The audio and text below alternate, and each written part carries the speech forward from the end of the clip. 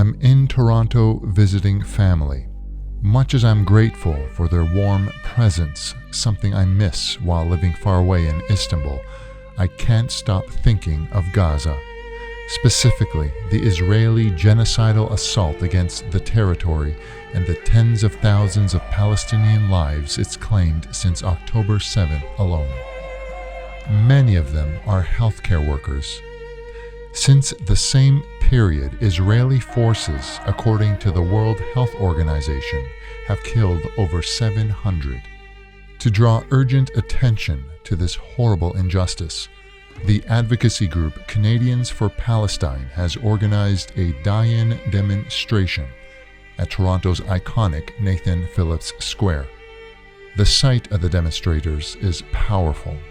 Their presence at once reminds me of Israel's depravity, indiscriminately killing doctors, paramedics, other medical personnel who day and night have sacrificed their safety to save the lives of innocent civilians in Gaza. Shortly after the die-in, I talk with Dr. Aliya Khan. I want to know what's led her to participate in the demonstration. So my name is Dr. Aliya Khan, and I specialize in metabolic bone disease. So could you tell us a little bit about the demonstration here today and its significance? Right. So we're very concerned that in this war that's happening in Gaza, that the healthcare infrastructure is deliberately being targeted. All the 32 hospitals in Gaza have been bombed, and physicians and healthcare workers are being kidnapped and tortured, many to death. And so far, we have approximately 500 healthcare workers that have been killed.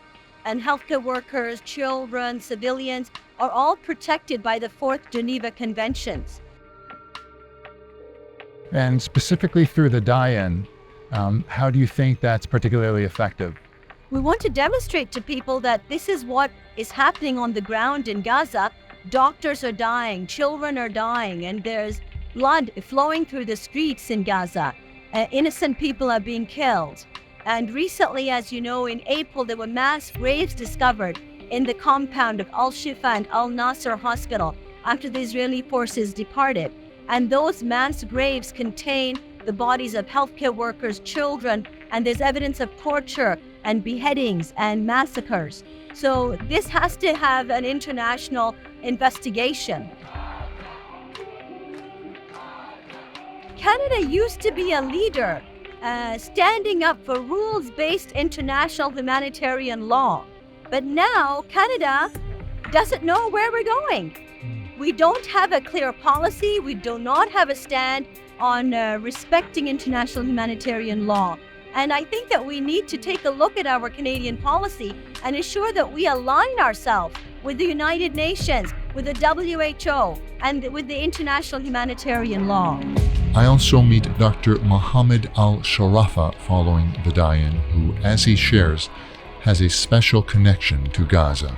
So my father and my mother are both from Gaza. My family, my grandfather, my great-grandfather were all displaced in 1948.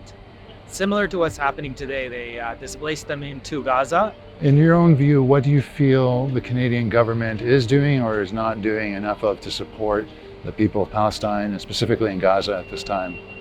Well, I think the Canadian government can do a lot more than what it's currently doing. I think it was kind of late in acknowledging that this is a possible genocide.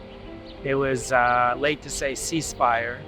It was very much delayed in a lot of the countries that most of the majority of the countries of the world have been calling for a long time. So I think the delay in response has been really disappointing. And the die-in specifically as a form of demonstration visually is very powerful. I'm wondering what the significance of that kind of demonstration has for you, and perhaps what inspired that kind of demonstration today. Well, what inspired it is, we've been protesting almost every week in Toronto. A lot of people have been coming out. However, this angle to it is unfortunately due to the hundreds of healthcare workers that have been killed. Hospital is supposed to be a place of safety, place of where people go and get their diseases and their wounds healed.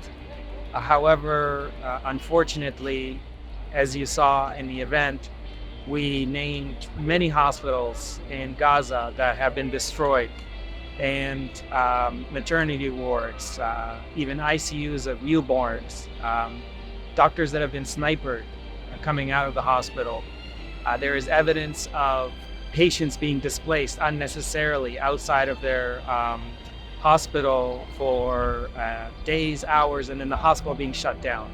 So a lot of people have been killed directly as a result of war, but also indirectly.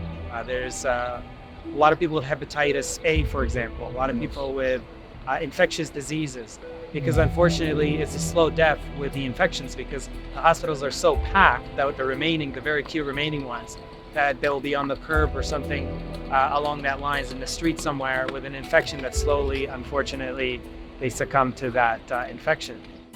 Both the words of Dr. Alshurafa and Dr. Khan stay with me. I'm particularly haunted by Dr. Alshurafa's observation that Palestinians in Gaza die a slow death if they get sick. Every person, simply in virtue of being a human being, must be ensured the right to access medical treatment in a timely manner.